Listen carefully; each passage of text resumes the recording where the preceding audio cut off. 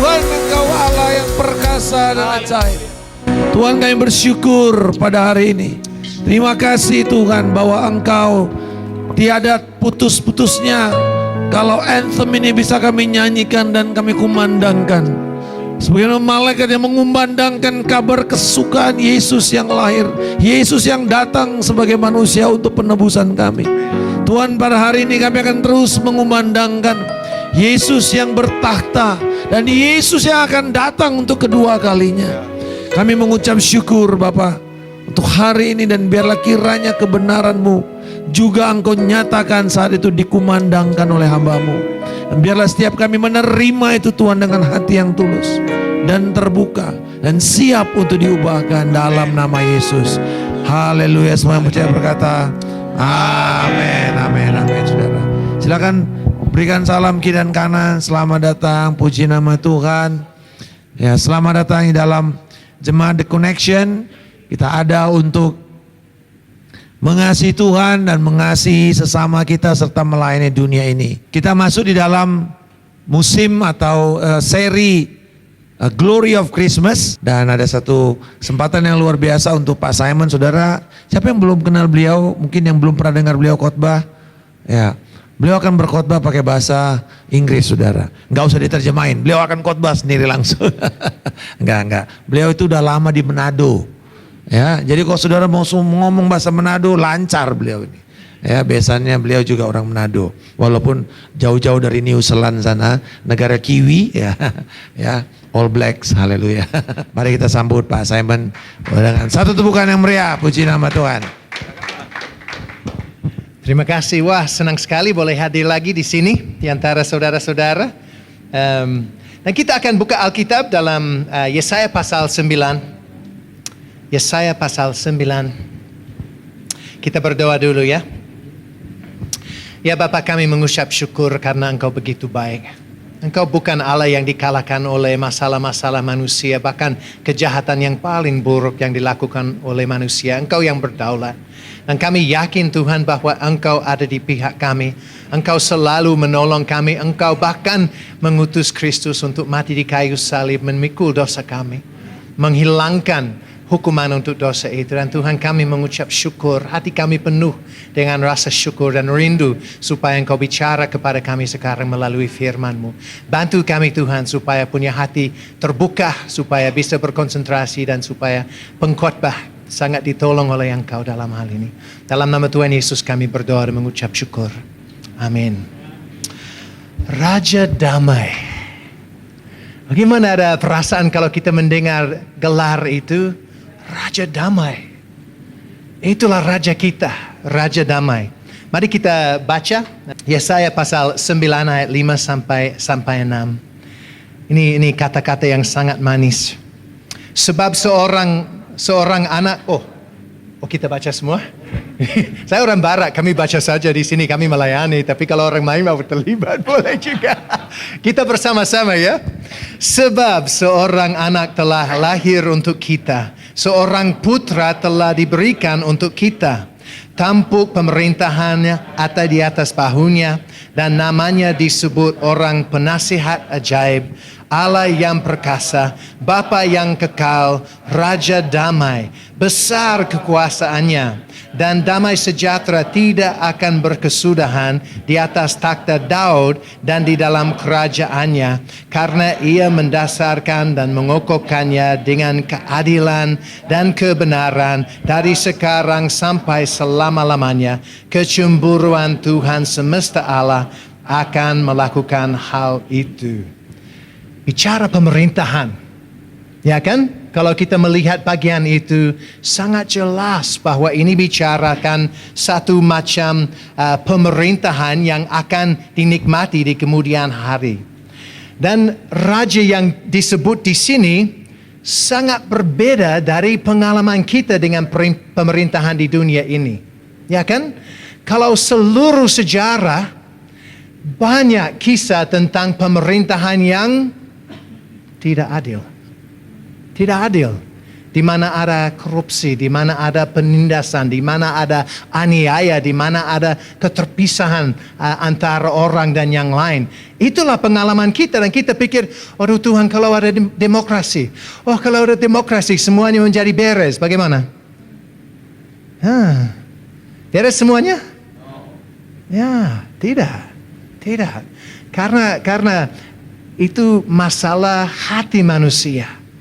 Memang sistem demokrasi bagus, tetapi orang mengambil jabatan mereka atau posisi mereka melalui dusta, melalui korupsi.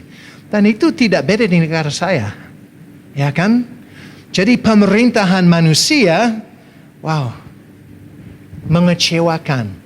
Nah, kita diciptakan menurut gambar dan rupa Allah. Memang itu masih ada pada kita sehingga kita rindu damai. Rindu damai sejahtera. Kita rindu keadilan. Kita rindu pemerintahan yang saleh, yang adil. Dan yang sangat indah kalau kita membaca bagian ini adalah, ini janji Allah. Allah berjanji bahwa dia akan mengutus seorang raja ilahi. Dan itu sangat menonjol di situ kalau kita bilang raja ilahi, penasihat ajaib, dia Allah. Allah yang perkasa, dia Allah. Bapa yang kekal, dia Allah. Raja damai. Ya kan? Dia Allah.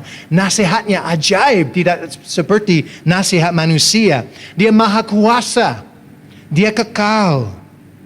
Dan dia raja satu-satunya yang sanggup mendatangkan damai atas dunia ini. Dan itu kita melihat baik dalam kerajaan yang di masa depan, di mana dia akan memimpin dan mengadakan damai di dunia ini, tetapi juga sekarang ini dalam kerajaan dia di mana dia mendatangkan damai rohani di dalam hati kita. Dan kita akan melihat hal ini dalam bagian ini. Saya hanya ambil tema Raja Damai lalu saya menguraikan melihat seluruh firman Tuhan tentang hal itu. Jadi khotbah ini 4 jam ya Pak? Oke. Mungkin bisa 2. Tidak juga. Nah, kita akan melihat empat kenyataan Alkitabiah yang bersumber dalam gelar Raja Damai ini. Kita melihat di bagian berikut. Yang pertama kita akan melihat raja yang akan membawa damai di dunia. Dan secara kronologis itu di bawah sebenarnya. Tapi dalam konteks itu yang paling menonjol. Yang kedua, raja yang menghasilkan damai di antara manusia dan Allah. Dan itu yang sedang kita nikmati sekarang. Yang ketiga, raja yang mendamaikan umatnya satu sama lain. Sangat penting. Dan yang terakhir, raja yang mempercayakan pelayanan pendamaian kepada kita-kita. Mari kita memikirkan yang pertama. Raja yang akan membawa damai di dunia. Raja yang akan membawa damai di dunia. Ini banyak muncul dalam kitab Yesaya. Akan ada waktu di mana Kristus datang dan memerintah di dunia ini dan memulihkan keadaan di dunia ini. Dan itu hal yang sangat ajaib. Sangat ajaib. Kalau kita melihat dalam Yesaya pasal 2, ayat 1 sampai 5, saya bacakan. Firman yang dinyatakan kepada Yesaya bin Amos tentang Yehuda dan Yerusalem akan terjadi pada hari-hari terakhir. Gunung tempat rumah Tuhan yaitu Yerusalem akan berdiri tegak di hulu-hulu gunung-gunung dan menjulang tinggi di atas bukit-bukit. Segala bangsa akan berduyun-duyun ke sana dan banyak suku bangsa akan pergi serta berkata, mari kita naik ke gunung Tuhan, ke rumah Allah Yakub supaya Yesus mengajar kita tentang jalan-jalannya dan supaya kita akan keluar Kita akan keluar pengajar. Kita akan berjalan menempuhnya sebab dari Sion yaitu Yerusalem akan keluar pengajaran dan firman Tuhan dari Yerusalem. Ia akan menjadi hakim antara bangsa-bangsa dan akan menjadi wasit bagi banyak suku bangsa. Jadi ini bukan surga, masih ada masalah antara bangsa-bangsa. Dan Kristus yang bertakhta di Yerusalem akan menjadi wasitnya, akan menjadi hakimnya di situ. Yang kita lihat di sini, maka mereka akan menempa pedang-pedangnya menjadi mata bajak dan tombak-tombaknya menjadi pisau pemangkas. Bangsa tidak akan lagi mengangkat pedang terhadap bangsa dan mereka tidak akan lagi belajar perang. Hai kaum keturunan Yakub, mari kita berjalan di dalam terang Tuhan. Damai sejahtera. Ketika ada pemerintahan Kristus, ketika dia datang kedua kalinya dan bertakhta di Yerusalem, akan ada damai sejahtera. Dalam pasal 9 ini kita lihat bahwa dia duduk di atas takhta Daud. Ada di dunia ini. Bukan takhta Daud yang di surga, itu takhta Bapa yang ada di surga. Takhta Daud ada di Yerusalem itu. Dan dia memerintah bangsa-bangsa dan akibatnya damai sejahtera satu sama lain. Menarik sekali kalau kita lihat dalam pasal 11, melalui pelayanan Yesus sebagai Raja Damai, bahkan binatang akan berdamai satu sama lain. Binatang buas bersama binatang jinak akan berbaring bersama-sama. Anak kecil bisa bermain dengan kobra. Angkat tangan kalau sudah pernah. Inilah damai sejahtera yang dijanjikan di masa depan melalui pemerintahan Yesus. Dan itu hal yang sangat-sangat indah karena dunia ini tidak merupakan kekalahan Allah. Dia akan memulihkannya supaya kita menikmatnya sebagaimana semestinya, yaitu damai sejahtera. Kita manusia diciptakan untuk menjadi wakil-wakil Allah dan menjalankan pemerintahannya di dunia ini. Tetapi melalui dosa Adam, hancur itu, rusak itu, bengkok itu. Dan kita semua seperti itu. Tetapi ketika Adam yang kedua datang sebagai Raja, dia akan memulihkan. Kita akan bertakhta bersama-sama dia. Akibatnya, damai sejahtera, damai sejati yang akan kita alami bersama-sama. Satu hal lagi yang kita lihat di sana, dia akan memulihkan umatnya. Memulihkan umatnya, dan maksud saya di situ Israel yang sangat tidak layak dipulihkan. Sangat tidak layak dipulihkan. Allah akan memulihkan mereka dan membela mereka dari semua musuh mereka. Ada banyak janji tentang hal itu dalam perjanjian lama dan juga perjanjian baru. Saya akan bacakan satu contoh dari Lukas pasal 1. Lukas pasal 1 ayat 67 sampai 75. Ini doa Zakaria. Coba dengar apa yang dia harapkan pada waktu itu melalui pengaruh Roh Kudus. Dan Zakaria ayah dari Yohanes Pembaptis, penuh dengan Roh Kudus, lalu bernubuat, katanya, terpujilah Tuhan Allah Israel, sebab ia melawat umatnya dan membawa kelepasan baginya.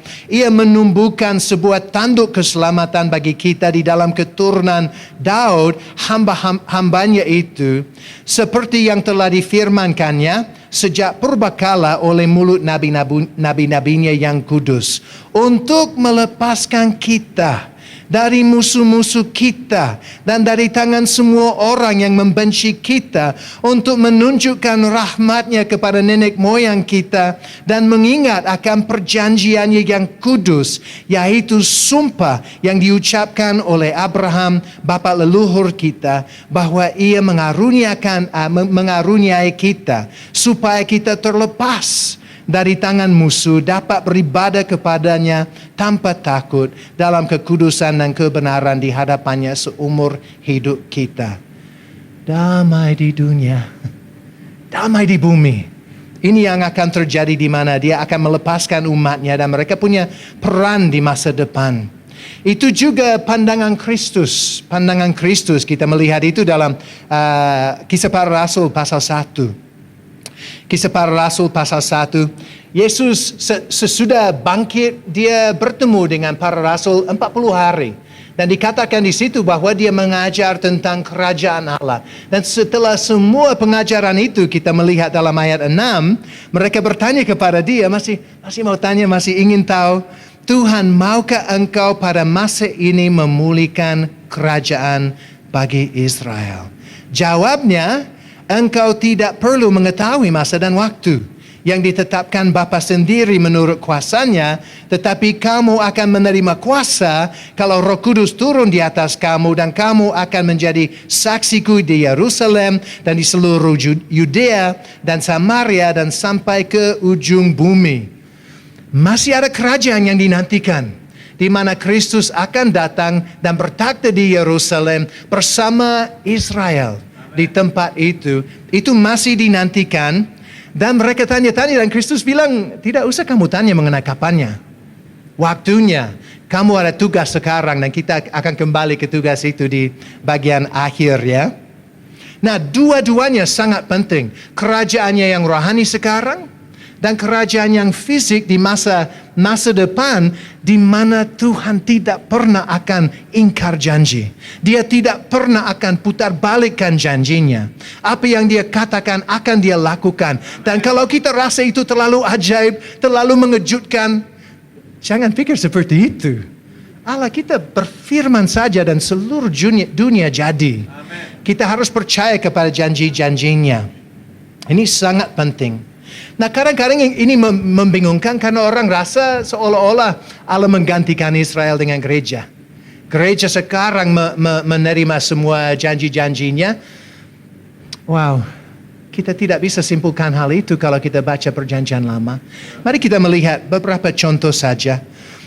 Pertama-tama, gereja sedang menjalankan peran Israel di bumi di mana kita menjadi terang bagi bangsa-bangsa. Benar itu. Benar itu. Gereja sudah memiliki status yang sama dengan Israel karena memiliki iman seperti Abraham. Benar itu. Kita bukan adik yang tidak berarti. Ya kan? Sangat berarti.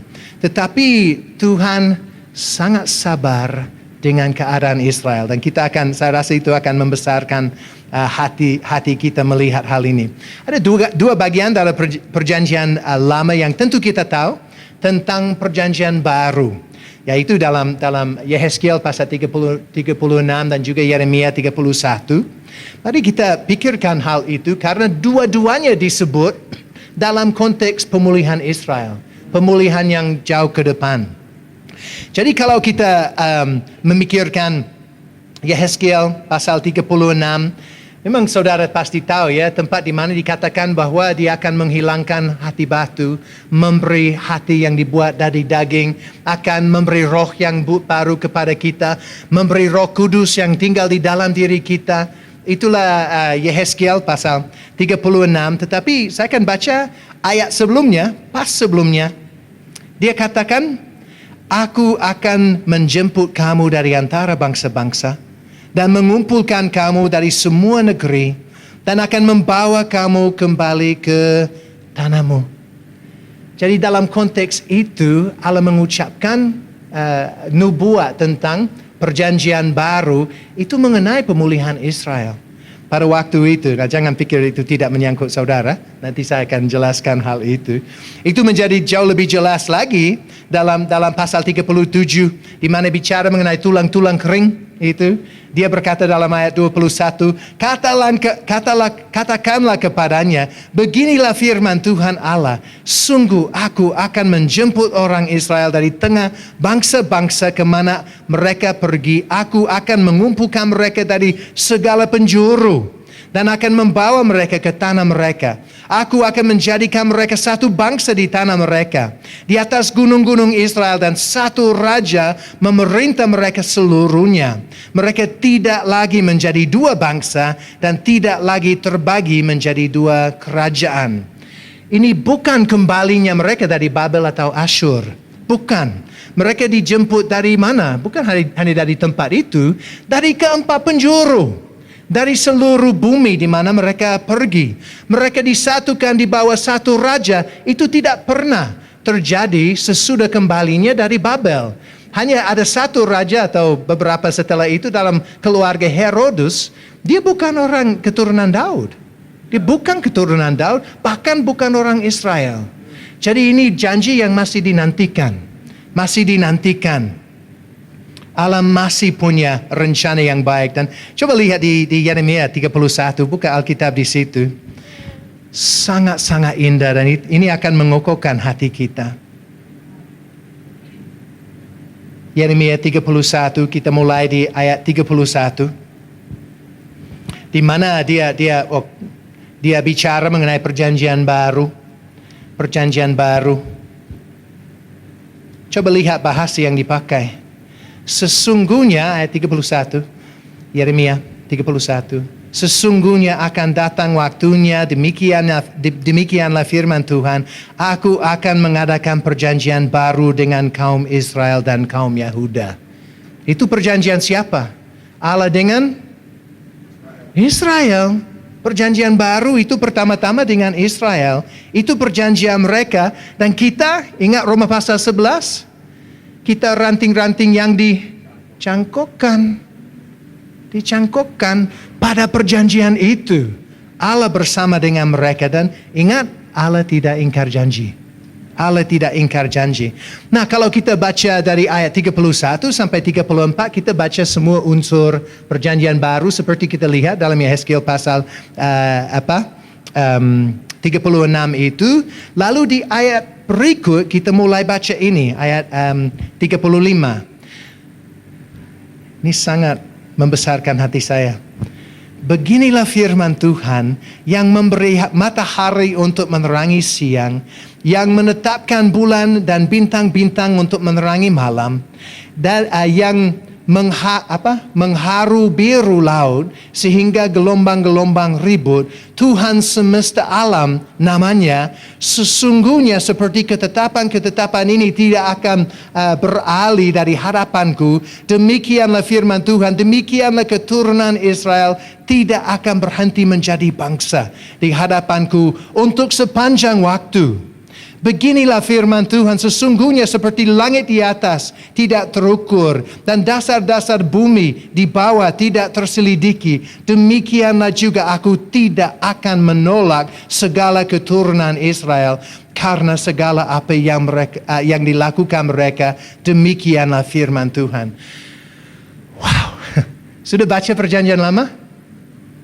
Apakah Israel baik? Sudah baca perjanjian baru, apakah Israel baik? Tetapi Allah berjanji bahwa Dia tidak pernah akan melupakan mereka, tidak pernah akan menolak mereka sepenuhnya. Masih ada waktu. Masih ada waktu di mana Dia akan memulihkan mereka. Dan kalau melihat Yehezkiel 36 dikatakan, aku akan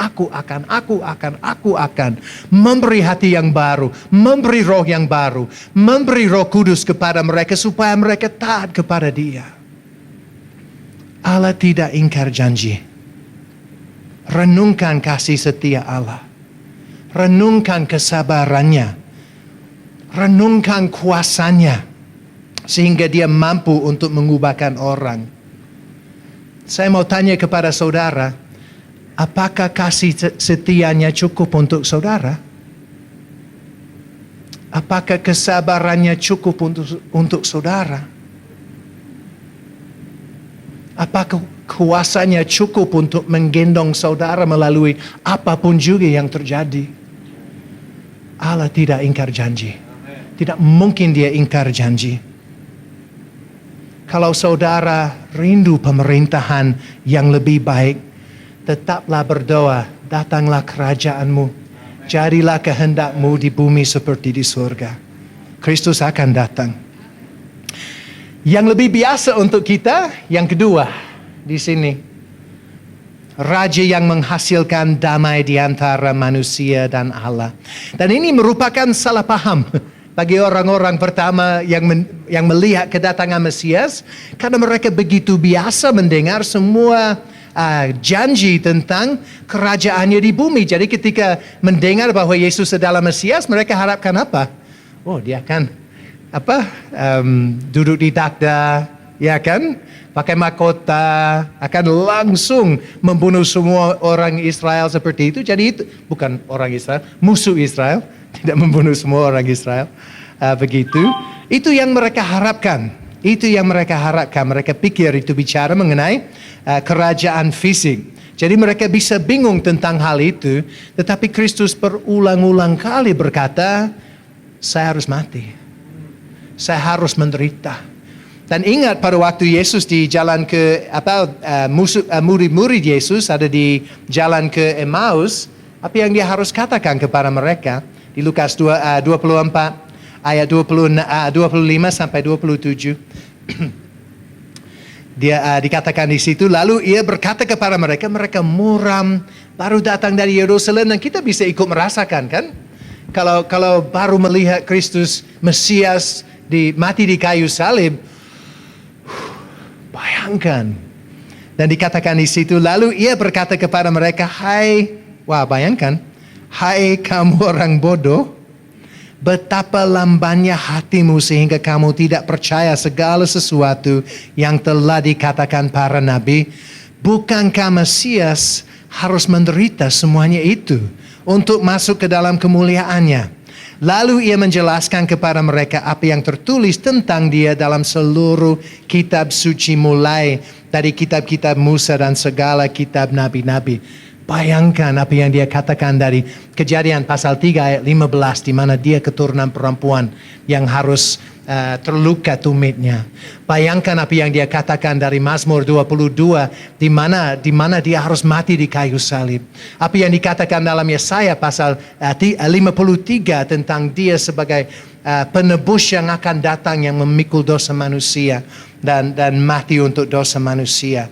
Itu yang dia katakan kepada mereka, dan bagi mereka itu hal yang agak baru. Dia mengatakan hal yang sama kepada murid-muridnya nanti. Paulus ketika dia bicara di Tesalonika, dia berkata, dia membuktikan bahwa Mesias harus menderita. Harus menderita kepada orang Yahudi yang ada pada waktu itu. Raja damai mengadakan damai melalui kematiannya. Itu yang harus mereka sadar. Kalau kita mencari kata damai sejahtera dalam perjanjian baru, itu disebut lebih dari 100 kali. Sangat menonjol, itu satu tema besar. Diterjemahkan di situ, damai sejahtera, diperdamaikan, perdamaian 100 kali. Hampir semua surat dalam perjanjian baru mulai dan selesai dengan perkataan apa? Kasih karunia dan damai sejahtera. Damai sejahtera. Allah sering disebut sebagai Allah damai sejahtera atau Allah sumber damai sejahtera. Yesus Raja Damai disebut sebagai damai sejahtera kita. Kita akan melihat itu sebentar. Jadi itu hal yang sangat penting. Nah, kalau kita pikir pendamaian, itu terjadi apakah kalau kita hidup harmonis? Saya temannya Pendeta Markus. Apakah kita perlu berdamai, Pak? Enggak, karena kita teman. Kapan kita perlu pendamaian? Kalau ada masalah. Kalau ada masalah, di mana satu orang bermusuhan dengan yang lain, ada masalah sehingga perlu pendamaian terjadi di situ. Mari kita lihat di Roma pasal 5. Roma pasal 5, dan kita melihat kata ini digunakan, pendamaian atau diperdamaikan. Dan kita perlu melihat apa masalahnya di situ.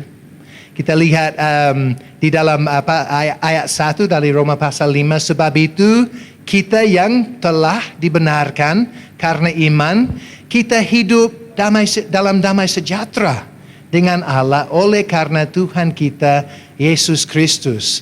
Jadi ini sesuatu yang Kristus hasilkan, ya. Dia yang menghasilkan itu. Tapi apa masalahnya dan bagaimana caranya? Kita lihat dalam ayat 6 dan seterusnya. Karena waktu kita masih lemah, Kristus telah mati untuk kita, orang-orang durhaka, pada waktu yang ditentukan oleh Allah. Sebab tidak mudah seorang mau mati untuk orang benar, tetapi mungkin untuk orang yang baik ada yang berani mati.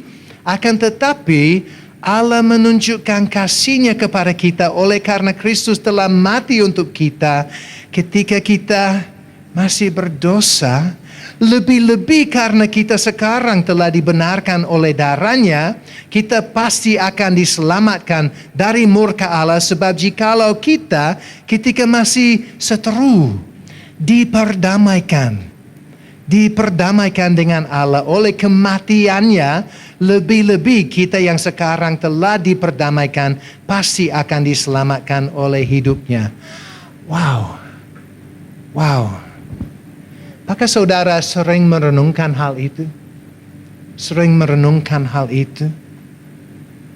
Masalah kita adalah dosa. Dan dosa itu bukan hanya semacam pelanggaran moral, di mana saya perlu kasih suap Allah. Bukan seperti itu. Dosa menyinggung Allah karena itu merupakan pemberontakan. Pemberontakan kita sebagai ciptaan kepada pencipta kita. Jadi itu bersifat pribadi apa yang kita lakukan. Saya mengabaikan apa yang dia perintahkan kepada saya. Dan itu bisa terjadi kalau saya langsung melawan dia. Bisa terjadi. Bisa terjadi kalau saya acuh tak acuh dengan dia. Atau karena saya malas tahu tentang firman-Nya. Itu bukan alasan. Itu dosa. Nah, kita berharap bahwa Allah seperti om kita ya. Oh, dia lupa. Atau dia baik saja walaupun saya nakal-nakal, ya kan? Oh, Allah bukan seperti om saya. Dia kudus dan dia tidak bisa melupakan dosa, tidak mungkin. Dia melupakan dosa. Yang dia putuskan adalah untuk mengutus Kristus supaya semua murka yang adil yang ada pada Allah terhadap kita tidak dicurahkan kepada kita, melainkan dicurahkan kepada bahu yang indah itu, Yesus Kristus, dan dia memikul itu dosa dari setiap orang yang akan pernah percaya kepada dia. Itu yang dia buat. Dan dia melakukan itu untuk saudara. Ya kan? Ini hal yang sangat-sangat indah kalau kita memikirkan hal itu. Dia menanggung sepenuhnya setiap dosa orang yang percaya kepada dia. Dan kita bisa melihat dua hal di dalamnya. Yang pertama, dosa sangat serius. Dosa bukan sesuatu yang enteng. Sangat serius. Pembayaran yang dituntut adalah kematian anak tunggal Allah. Mahal itu. Jangan pernah lupakan keseriusan dosa. Jangan pernah. Sangat-sangat serius itu. Hal kedua yang kita lihat di sini adalah kematian Yesus menggantikan kita, menyatakan kasih Allah dengan sangat-sangat jelas kepada kita. Sangat jelas. Yesus tidak mati untuk teman-temannya. Yesus tidak mati untuk orang layak. Yesus tidak mati untuk orang mampu. Dia menggantikan saudara dan saya. Orang lemah, orang berdosa, seterunya. Jangan lupa hal itu. Jangan lupa hal itu. Itulah kasih sejati. Nah, saya mau tanya, ada damai di hati? Ada damai di hati? Tidak ada damai kecuali kita punya hubungan damai sejahtera bersama Allah. Dan kalau saudara mengalami damai di hati, itu semata-mata karena karya Kristus di kayu salib. Dia membuktikan kasih-Nya. Kalau saudara rasa cemas, baca Roma 5. Seringkali kita rasa cemas karena kita pikir kita tidak dikasihi. Ya kan? Oh, Allah melupakan saya. Oh, Allah tidak baik kepada saya. Dia baik kepada pendeta. Dia baik kepada misionaris, tapi saya jangan. Dia tidak seperti itu. Itu dusta dari iblis. Dusta dari iblis. Kalau saudara boleh mengalami damai di hati karena kamu dikasihi dengan kasih yang tak putus-putus. Ya kan? Bersyukurlah. Yang ketiga, Raja yang mendamaikan umatnya satu sama lain. Satu sama lain. Kita melihat dalam hal ini bahwa kedudukan kita sama dengan Israel. Kita melihat itu dalam Efesus pasal 2. Di situ bahwa Yesus adalah damai kita. Dia pribadi adalah damai di antara orang Israel dan kita-kita yang bukan orang Israel. Jadi kita bukan lagi kafir. Kita bukan lagi orang najis. Kita bukan lagi orang kotor. Ya kan? Kita sekarang anak-anak Allah yang punya status yang persis sama dengan umat Israel. Walaupun kita tidak menggantikan mereka, kita punya status yang sama di hadapan Allah. Dan itu hal yang sangat-sangat indah. Kita juga bisa melihat bahwa kita berdamai satu sama lain, di mana Kristus yang memperdamaikan kita bersama Allah juga mau supaya damai sejahtera yang sama dilihat dalam tubuhnya di antara anak-anaknya berdasarkan apa yang sudah dia lakukan. Dan kita bisa melihat itu dalam Kolose 3 ayat 15, saya bacakan. Dikatakan di situ, hendaklah damai sejahtera Kristus memerintah di dalam hatimu, karena untuk itulah kamu telah dipanggil menjadi satu tubuh, dan bersyukurlah. Menarik di sini kalau dikatakan di dalam hatimu, kata yang diterjemahkan di dalam di situ kalau bicara kelompok orang sering berarti di antara. Di antara. Dan kata hati di situ bersifat jamak. Jadi boleh diterjemahkan, saya bacakan, hendaklah damai sejahtera Kristus memerintah di antara hati-hatimu, karena untuk itulah kamu telah dipanggil menjadi satu tubuh, dan bersyukurlah. Lebih jelas kalau begitu. Damai sejahtera yang sudah menjadi milik kita karena Kristus sekarang memerintah di antara hati-hati kita. Supaya kalau saya marah dengan, saya tidak tahu semua nama ya, marah dengan Bapak ya, maaf ya, belum pernah marah. Maka Bapak bersalah kepada saya. Kalau saya marah dengan Bapak dan mungkin dia melakukan sesuatu yang tidak baik kepada saya. Apa yang terjadi? Saya harus ingat bahwa Kristus mati di kayu salib untuk orang berdosa ini. Apakah saya mau menghakimi Bapak?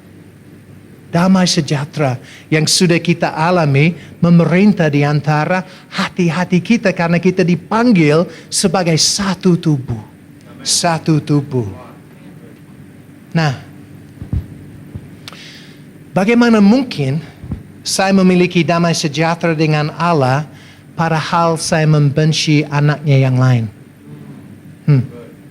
Bagaimana mungkin saya diterima sepenuhnya oleh Allah karena Kristus padahal saya menolak anaknya yang lain? Bagaimana mungkin saya diberkati dengan damai sejahtera karena pengampunan di dalam Kristus, tetapi saya tidak mau mengampuni anak lain yang ada pada dia? Bagaimana mungkin saya yang diberi kedudukan yang sangat tinggi, bertakhta bersama-sama dengan Kristus di surga, padahal saya meremehkan orang lain? Sangat tidak boleh. Sangat tidak boleh.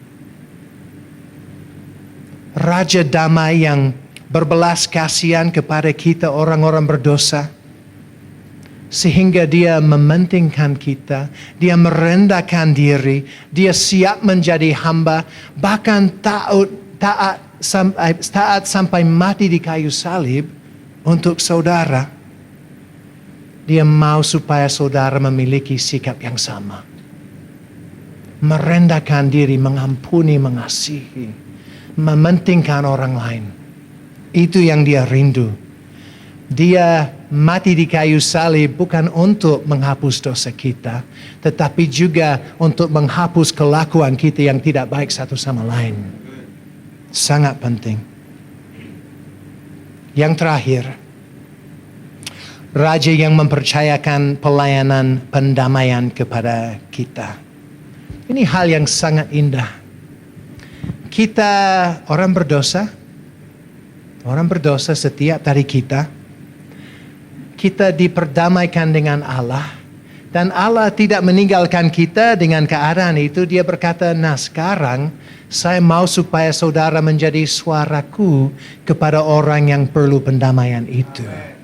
Dia mempercayakan pelayanan itu kepada kita, dan itu sangat-sangat indah mendengar kesaksian orang ya. Kesaksian orang berdosa yang kasih kepada Allah meluap-luap dari hati mereka dan dari mulut mereka sehingga keluarga menjadi percaya. Sehingga teman-teman menjadi percaya. Itulah pelayanan yang dia percayakan kepada kita. Kita lihat itu dalam 2 Korintus 5. 2 Korintus 5 ayat 17 sampai 20. Nah itu ada di sini nanti tapi itu dalam versi lain. Jadi kita mulai, saya akan baca. Mungkin saudara sudah mendengar ini. Jadi siapa yang ada di dalam Kristus, ia adalah ciptaan baru, puji Tuhan. Yang lama sudah berlalu, puji Tuhan. Sesungguhnya yang baru sudah datang. Dan semuanya ini dari Allah yang dengan perantaraan Kristus telah mendamaikan kita dengan dirinya. Dan yang telah mempercayakan pelayanan pendamaian itu kepada kami, dikatakan di sini, nanti saya akan menunjukkan lebih baik kita di situ.